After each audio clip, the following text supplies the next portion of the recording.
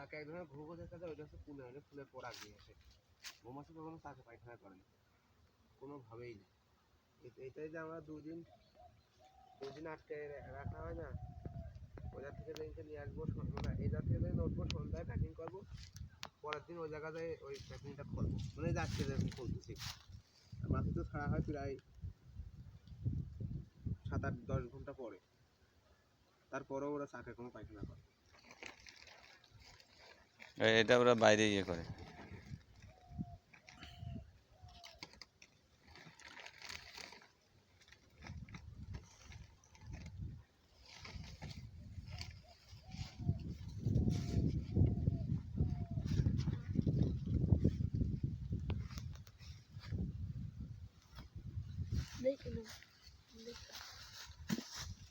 তো ওই সিকিউরিটি এত লোহা মারেন কি জন্য? নাহলে যে অনেক ওই গাড়িতে ঝাঁকি লাগে না, ও যখন গাড়িতে ইয়ে ক্যারি করেন তখন তখন নষ্ট হয়ে যাচ্ছে। আপনাদের বাড়ি বললেন কোথায়? কাতলা গাড়ি। কাতলা গাড়িটা কোন জায়গায়? শুল্কপো বাজারের। শুল্কপো বাজার থেকে কত দূর, নাকি আরো আগে? 6 কিলো দূর ওইদিকে সান্দিয়ারা কাতলা গাড়ি পাশাপাশি। হুম, সান্দিয়ারা কাতলা গাড়ি আর হচ্ছে কুলুমবাড়িয়া এক লাইনে। আমি বলছি এই দিক থেকে যাইতে শুল্কপো বাজার পার হয়ে চলে যেতে হয়। শুল্কপো বাজার পার হয়ে একবারে গোড়াই নদীর ধারে। গড়াই নদীর ধারে বাড়িপাড়ার দিকে ওইদিকে? না না না, হচ্ছে ওই ডানের দিকে ব্রিজ পার হয়ে চলে যেতে হয়। উত্তরে, হ্যাঁ ডানের দিকে ব্রিজ এক পার হয়ে রাস্তায় চলে যেতে হয়। হুম, এক কবিরপুর রাস্তা, বাজার পার হয়ে। ওই রাস্তাটা একবারে কাতলা গাড়ি ঢোকে। কাতলা গাড়ি ওই যে ইয়ের রাস্তা নাকি, কাচের খোলের রাস্তা নাকি আপনার আগে? সাই মসজিদ আছে না, হ্যাঁ হ্যাঁ সাই মসজিদ ঢুকতে যে বাঘ আরেকটা রোড এইভাবে চলে গেল, হ্যাঁ, ডানের দিকে। ওই রোডে এক রোডেই কাতলা গাড়ি। ও, এক রোডেই কাতলা গাড়ি, ওই দিক দিয়ে আবার পায়ে ঘুরে কুষ্টিয়া। কুষ্টিয়া? আমাদের ওখান থেকে 30 কিলো। কুষ্টিয়া ওই যে ইয়ে আছে না, ওইটাকে রাজবাড়ি পাংশা। আপনাদের দেখতে পাংশা কত দূর? অল্প। বুঝতে পেরেছি ওই সাইডটা। তা আপনার এই ব্যবসা কতদিন ধরে করতেছেন আপনি? 4 বছর। 4 বছর। প্রতি সিজনে মানে প্রতি বছর আপনার কত কেজি করে মধু হয়, কত মন? হিসাব না, ক্লিয়ার হিসাব হয় না। ক্লিয়ার তো আর হবে না এটা। একবার করছিলাম 22 বক্সে 27 মণ মধু পাইছিলাম। 22 বক্সে 27 মণ? গতবার খুব একটা পাইছিলাম এক সিজনে? এইবারও হবে না, আমার মাছি এবারও ওই অক্সিজেনে নষ্ট হয়ে গেছে। মাছি মারা গেছিল? মাছি মারা যায়, এটা রোগ লাগেছিল। ও, এটা আবার রোগও হয় না? মাথা ঘুরানি জাতীয় একটা রোগ হয়েছিল। আচ্ছা, কিন্তু এটার উপর কি আপনার কোনো ট্রেনিং আছে? হ্যাঁ। কোন জায়গা থেকে ট্রেনিং নিয়েছেন? এটা বর্তমান তো এরকম ট্রেনিং আমাদের এদিকে খুলনাতে হয়। খুলনাতে হয়? একটা খামারে ছিলাম 6 মাস। খামারে থাকাটাই আসলে কিন্তু বড় ট্রেনিং। খামারে ছিলাম, সেও ট্রেনিং করে তো খুব সুন্দর করে শেখাই দিচ্ছে। কয়েকজন ছিলাম। কোন জায়গার খামার? তা ওনার খামার তখন খামার ছিল এসে, প্রথম যে এবার ঘুরছিলাম প্রথম খামার নিয়ে গেছিলাম হচ্ছে এসে, ওই আমারও বক্স ছিল তখন, মানে কিনে তার সঙ্গে ছিলাম। আচ্ছা, আমরা প্রথমে ছিলাম হচ্ছে চাঁপাইনবাবগঞ্জ, তারপরে রাজশাহী। ওইদিকে কি এটার চাষ খুব বেশি হয়? না, ওই ফুল, আগুর ফুল হয়, সরিষা। টাঙ্গাইলে দেখি হিউজ পরিমাণে। টাঙ্গাইলে কিন্তু এত পরিমাণ, যেদিকে ফুল ফোটে তখন সেই দিকে সেদিকে যায়। কিন্তু টাঙ্গাইলের ওইদিকে মানে তুলনামূলক সরিষার চাষ বেশি হয়। প্রথমে আমাদের ঝিনাইদহ যে হাটগোপালপুরের ওইদিকে প্রচুর সরিষা, সরিষার মাঠের কোনো শেষ নেই। হাটগোপালপুর? হাটগোপালপুর মানে হাটগোপালপুরের পর থেকেই আপনার হাটগোপালপুর দিয়ে মাগুরার কিছু অংশ দিয়ে ওই পায়ে দিয়ে যশোরের আগ পর্যন্ত শুধু সরিষা হয় মাঠে। আচ্ছা, ওইদিকে গেছিলেন এবার?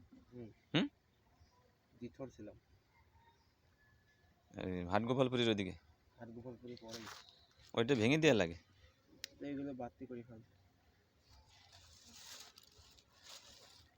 এটা ভেঙে না দিলে সমস্যা? এগুলো জড়ায় ফেলবেন ভিতরে, নষ্ট হয়ে যাবে। ও, এই যে মধু কেবল নিয়ে আসছে। আর যেদিন গেলে ঝাড়ি দিয়ে যাবো। আচ্ছা আচ্ছা, ওইটা মধু জমা করতেছে না? ও মধু জমার পরে তো উপরে সিল করে দেয়। সে কিছু অংশ করে, কিছু করে না। কারণ কি জানেন এটা? এই যে এরকম যদি ফাঁকা না করি, এরকম আছে না, হুম হুম। এরকম রাখলে অল্প একটু রস নিয়ে ফাঁকা করে, তাতে আমাদের লস হয়ে যায়। আর এই যে রস তুলবে ফাঁকা করবে, এই যে আমরা এরকম ফাঁকা করবো, ওরা ঘাড়ি নিয়ে ফাঁকা করবে, তখন রসও বেশি থাকবে।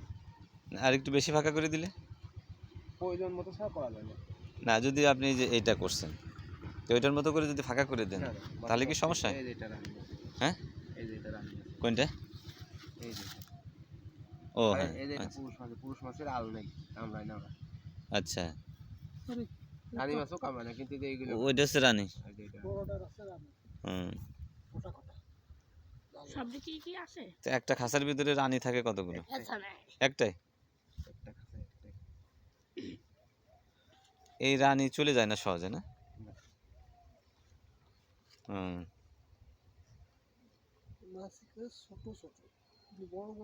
তোমার ওই সেই মাছই না?